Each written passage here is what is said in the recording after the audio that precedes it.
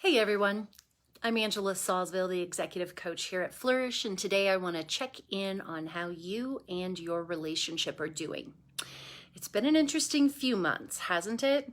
And there have actually been several insulating factors about this pandemic that has worked in the best interest of a lot of the couples that I've been talking to.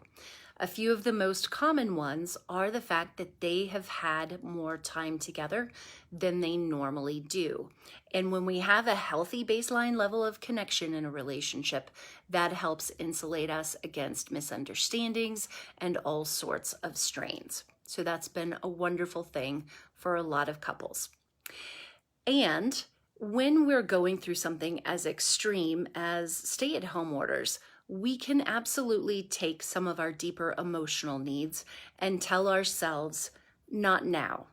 Now's not the time. We don't have the bandwidth. I'm going to set this to the side for now. And we can absolutely do that for a period of time. And that's not even a bad survival strategy.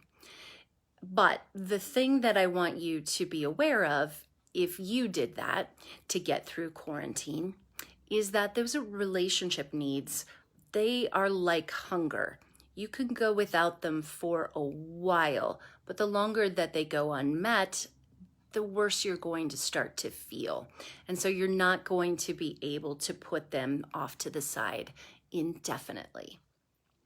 Another one of the insulating factors a lot of relationships experienced is when they rallied together for the benefit of their household and or the benefit of their kids and keeping their brood safe. That's another connecting factor that a lot of couples have experienced. Now let's talk about the big stressors and strains. Unfortunately, the saying is that under stress, we all regress. And of course, when we're facing immense pressure, it's usually our partners and maybe our children that we're the most likely to kind of take those stressors out on. If we're going to act out in an interesting way, it's usually going to be towards someone who is our intimate. And so a lot of couples have been negatively impacted by the additional stressors going on. That creates a lack of connection or a high level of conflict in a lot of couples. And those are symptoms that tell us that something needs to be done for the better of the relationship. And then, of course, one of the other strains that's been taking place is the fact that stay-at-home orders really aren't good for any couple's sex life. In order to really desire somebody, we need them to occasionally go away and be in a different room. And that hasn't been happening. Of course, when we're under intense stress, that's a huge libido killer in and of itself.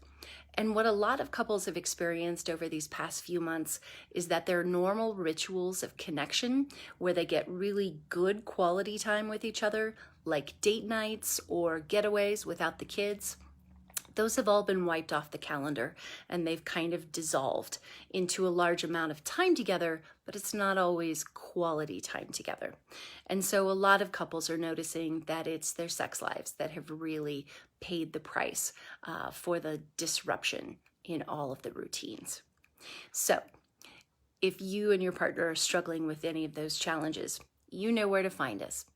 Otherwise, stay safe out there, everyone, and we'll see you next week.